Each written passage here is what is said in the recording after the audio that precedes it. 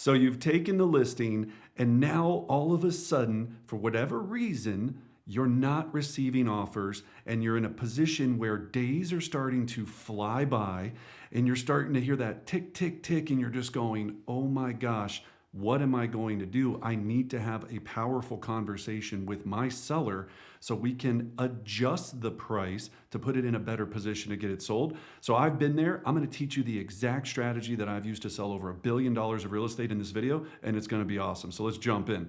All right. So that nightmare, right? And it is a nightmare.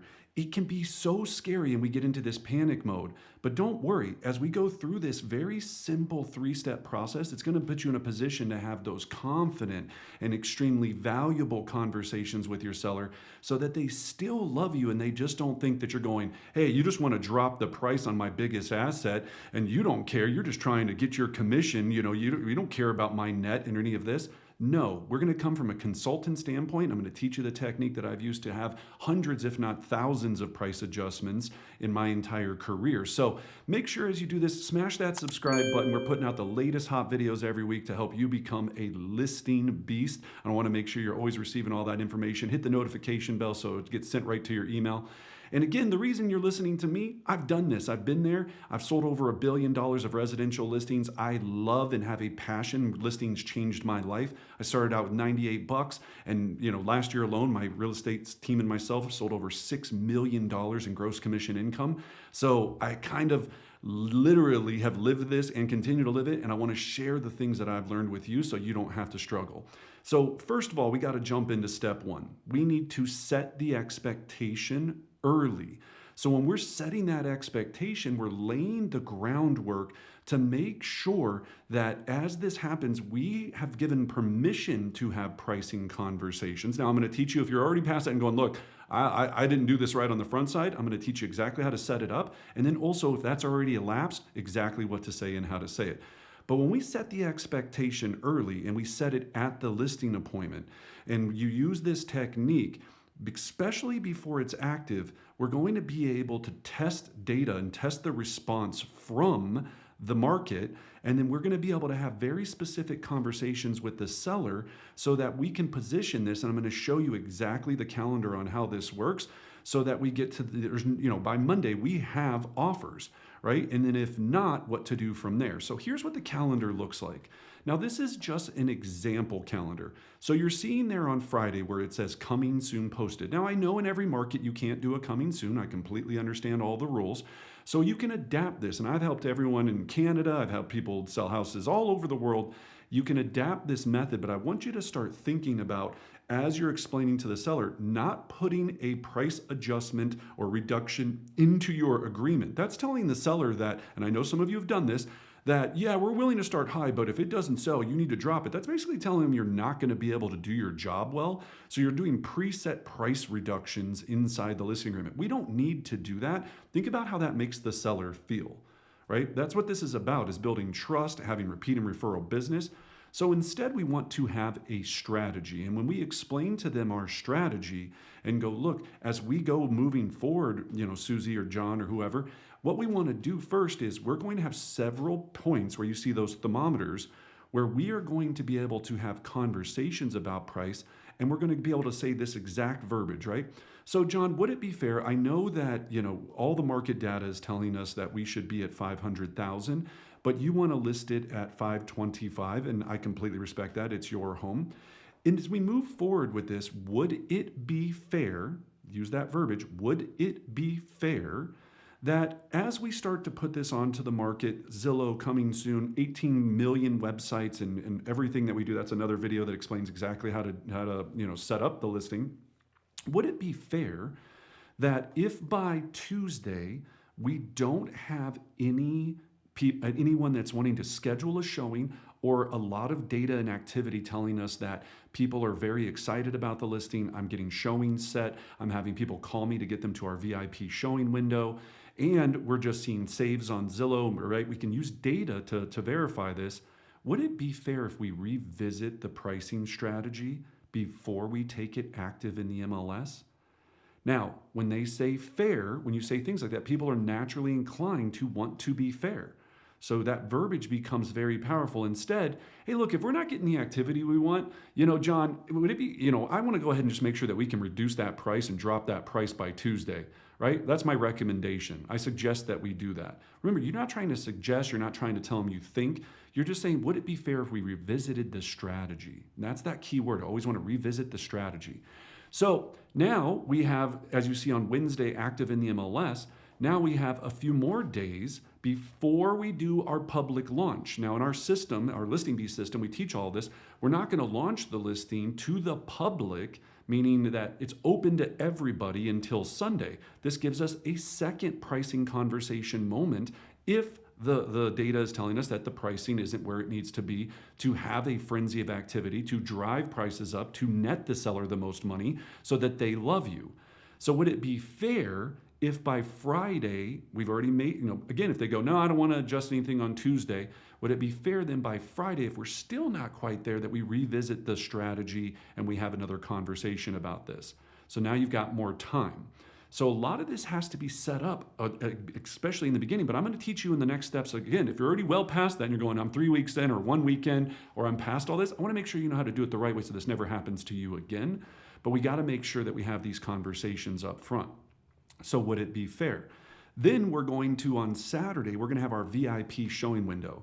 Now, if you've not had anybody scheduled to come to your VIP showing window, this means agents are calling you up going, hey, I want to get in before the public launch on Sunday. And if you're listening to all this and going, I don't know what he's talking about, we teach all of this. There'll be a link below where you can watch another training video that explains the entire process. Make sure that you get it, okay?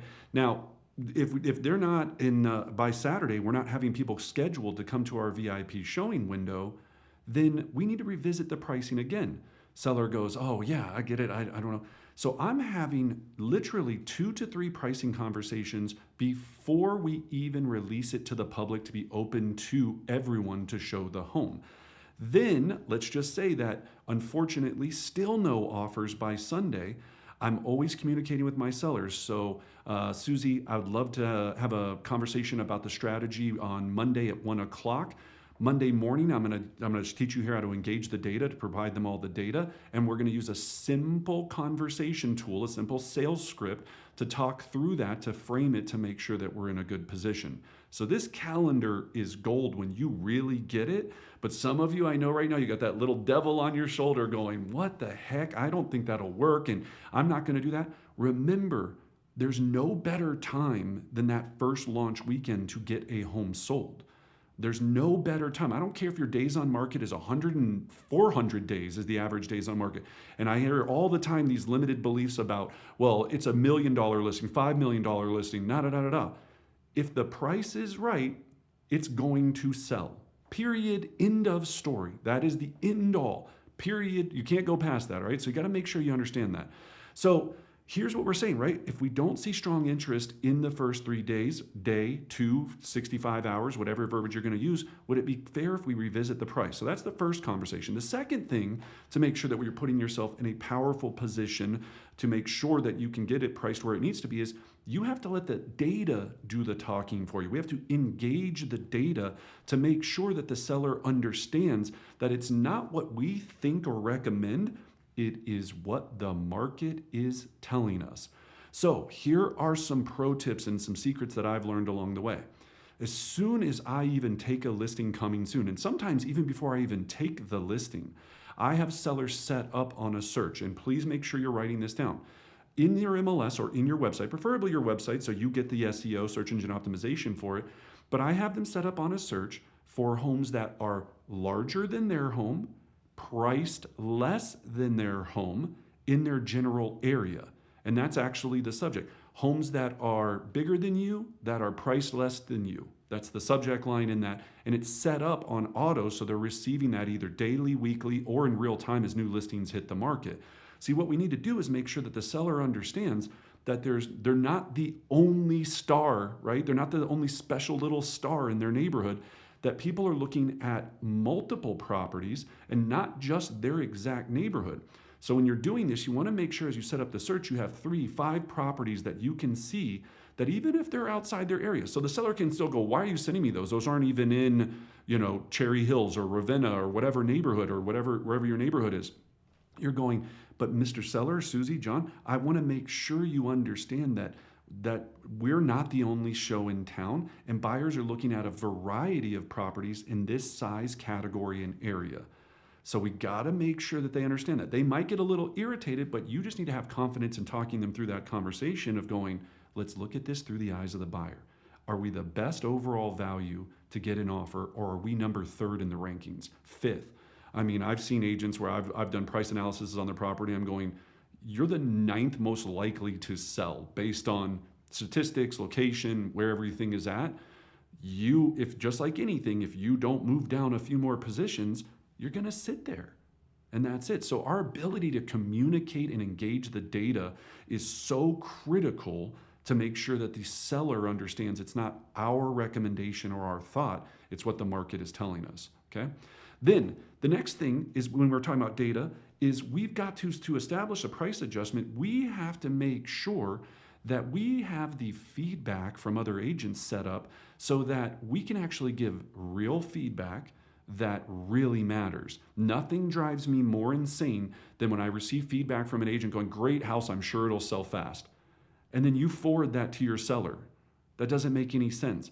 We have to call agents, text them, nag them. I hear you, I get it. You've been on the other side of it, and go, make sure you're asking these powerful questions. So if your buyers didn't buy it, what did they buy and where did they go? May I ask the exact reason why they didn't make an offer? Well, they just didn't feel like it was the right fit. What was it about it that wasn't the right fit? Can you please be very specific for me? Well, it backed up to power lines. It smelled like cat pee. It looked like, the basement looked like a dungeon and it terrified me. Or the road noise was just insane. Or they didn't want to be.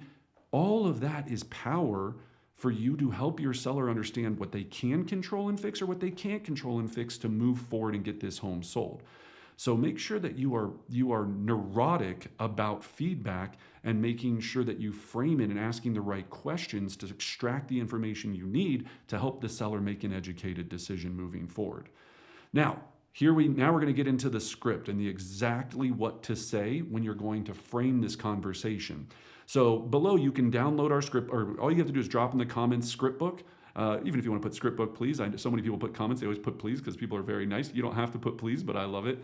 Right? So we'll make sure that you get not only this, but the 50 most common objections handled, every script that we've built and designed and field tested and evolved over time so that you can make sure that this is very simple for you. So let's jump in. It's called the 3-option method. Right? So we've provided data. We've done all of the different things that we needed to do on the front side, or we haven't. We just threw it on the MLS. Thought people were going to come. We thought it was a no-brainer on the price, and unfortunately, it's not selling. So here's exactly how this conversation goes. So, hey, John, I wanted to give you a quick update on the results from this past week, weekend, few days, depending on when you listed the property, right? You wouldn't say that part, but depending upon.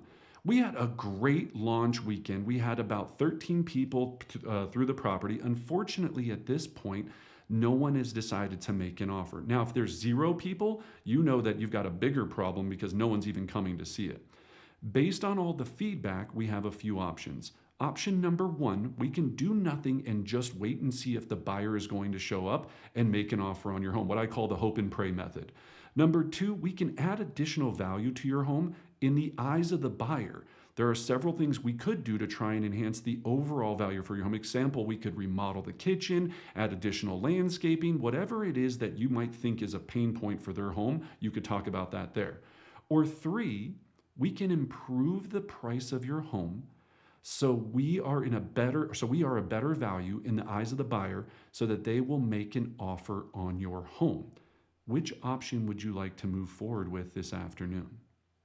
And then just shut up. Don't start blabbling on and be like, I can't believe it's not selling. And I'm really shocked just like you. And I think that, maybe we should just wait. I watch agents just shoot themselves in the foot. Give them 3 options as a consultant and shut up. Let them decide. They're either going to pick 1, 2, or 3.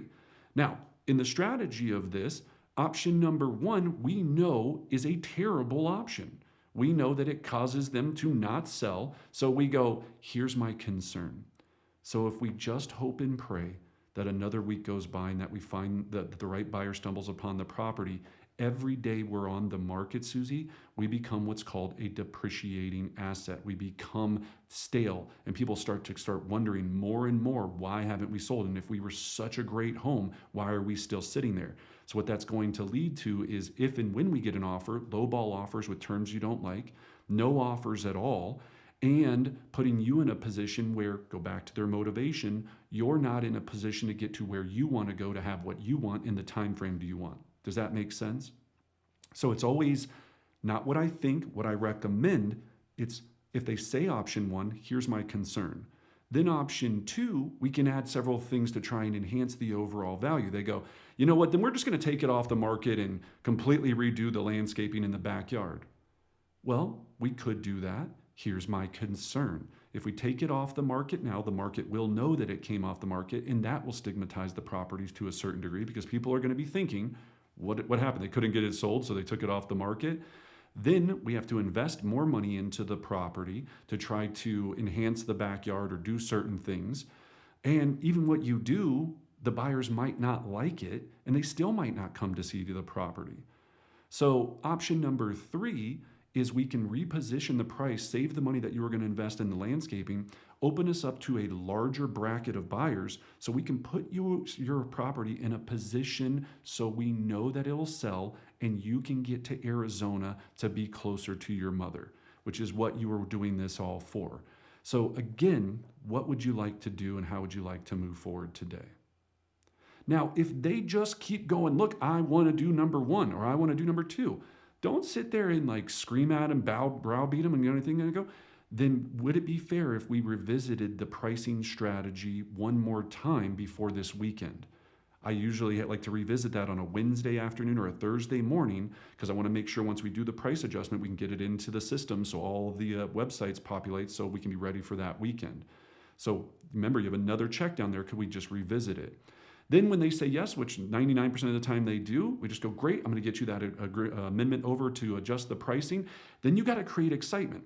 So I'm going to hit the phones. I'm going to do this. I'm going to do that. I'm going to make sure everyone on earth knows about this property. And I look forward to you having a great offer soon. Bye. Click. Peace. What up? I'm out. Right? So there's a rhythm to this that needs to happen when it's done very well, but you just put yourself in a consultant position instead of I want you to drop your price because the house isn't selling and I ain't making any money. That's what they think sometimes that you're trying to do if you don't come from a consultant standpoint. So if they don't want to reduce the price yet, we talked about that, right? That makes sense. You know you want to net the most money. My concern is the longer we sit on the market and tell buyers we're not serious about selling, the more money you'll lose in the end. I love that line. So you heard me freestyle it earlier because I have such a passion for it. Since the longer we sit on the market, the more we depreciate, let's do the right thing and set the price 5% lower and let the buyers know that you're serious about moving forward. Now, if you're trying to figure out how much to adjust the pricing, don't think about a percentage. Even though that's suggested in here, that's just an example if that was the right amount. You need to think about where your listing is positioned to your active competition.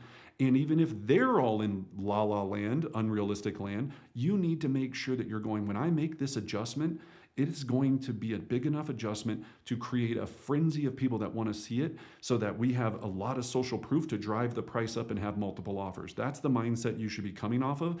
No, what drives me nuts is I see a listing at $500 and the agent drops it to $495. Do you really think you weren't getting an offer at $500,000 because of $5,000? And you go, well, at least it's something, and it triggers all the systems. All you're doing is irritating the seller, and when you actually need to adjust it to the price that's going to cause it to sell, they're going to be more irritated because they're going to go, now you want us to do another price reduction? We just dropped it $5,000. So don't do an adjustment if it's not going to make an impact.